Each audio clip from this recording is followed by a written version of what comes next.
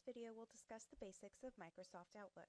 We will go over accessing your inbox, how to send and reply to mail, how to add a signature to your messages, and how to use the calendar.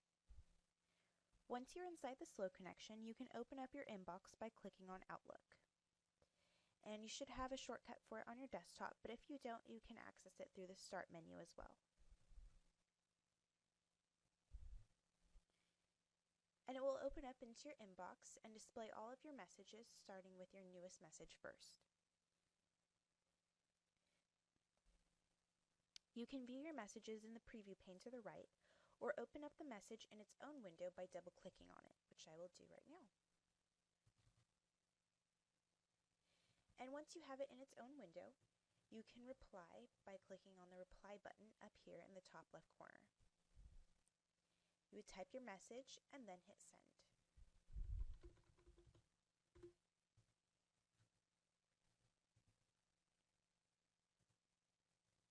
Now, if you didn't open up the message in its own window and you were looking at it in the preview pane, you can still reply to it by coming up here and clicking on reply. And again, type your message and hit send. If you would like to send a brand new message to someone, click on the New button right here in the top left-hand corner, and a new mail message will open up. Now, if you know the person that you're going to be sending it to, you could simply type in their email address, or if you're sending it to someone in the company, but you don't know their email address, you could click on the To button, and this will open up the global address list. The global address list has every employee in the company, and it lists them in alphabetical order by first name. For example, I'm going to search for myself. And there I am. So you would double click on this person, hit OK, and now you're all set to send an email to them. So you would enter in your subject and your message, and then send. You can add a signature to your messages that will be included automatically so that you don't have to type your name, title, and contact information every time you write an email or respond to one. You can do this by coming and clicking on Tools when you're at the main screen, and then come down into Options and click on it, and go over to the Mail Format tab.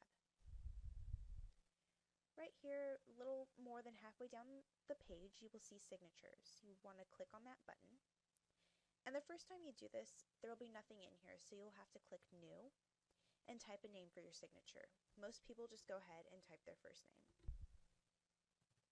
And then you would need to go ahead and put in the information that you want people to see on your signature.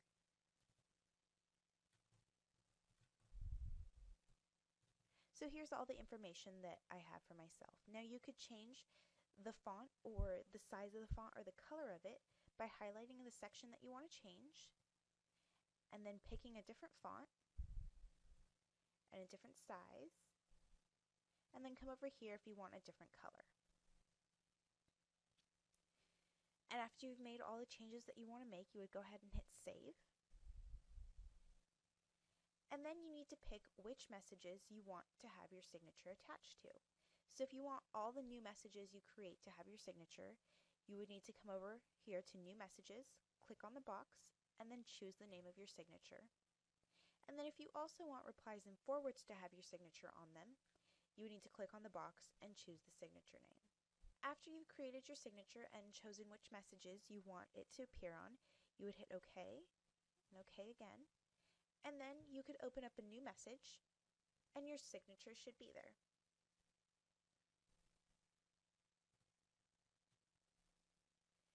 Now we'll go over the calendar function. You can access your calendar by coming over here and clicking on the calendar button. When you click on it, you will see your calendar displayed in either the month, week, or day view. Now to make new appointments in your personal calendar, you would click on a day. Let's say if you're looking at the week or the month, choose the day when your appointment's going to be, and then click on a time frame, double click it, and it will open up a new appointment. So then you can type in what the appointment is, where it is, any notes that you need, how long it will be. You can change the time over here. You can even change the day over here if you realize that it's the wrong day. Maybe you wanted the 24th rather than 17th. And if you're done, you would hit Save and Close. So So once you hit Save and Close and go into Month View, you will see this appointment appear on your calendar. Now, if you wanted to invite someone to this appointment, you need to open it up again by double-clicking,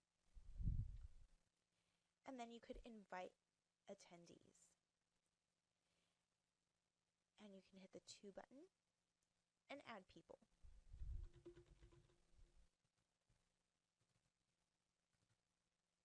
And then you hit Send, and they would get a request to add it onto their calendar.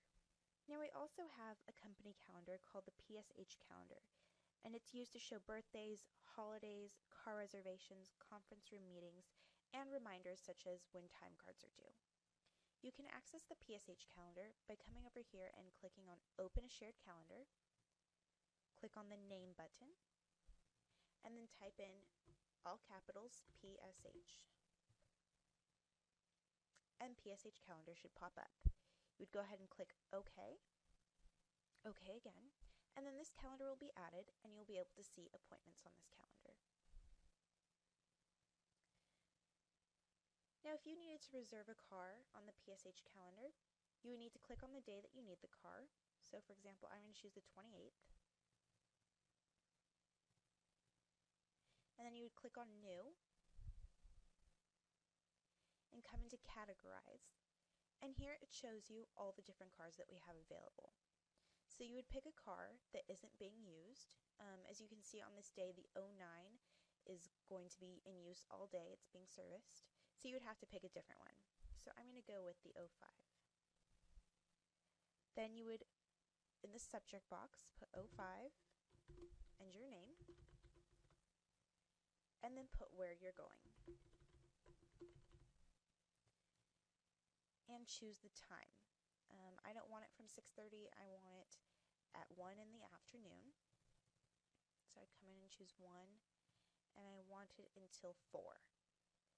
And then I would hit Save and Close. And it will pop up on the PSH calendar, and that way everyone will know that the 05 will be unavailable during that time frame and they won't be able to use it.